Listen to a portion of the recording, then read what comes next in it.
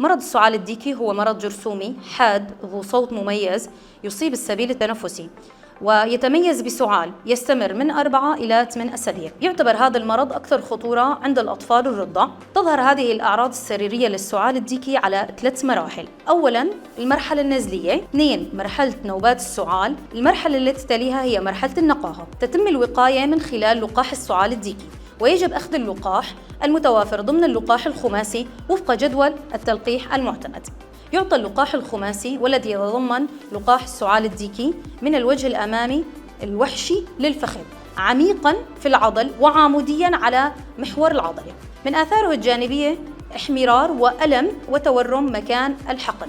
يزول هذا الاحمرار عادة خلال 3 أيام، أو حمى وهي غير داعية للقلق، ويمكن التعامل معها من خلال وضع كمادات مكان الحقن وإعطاء الطفل خافضات الحرارة.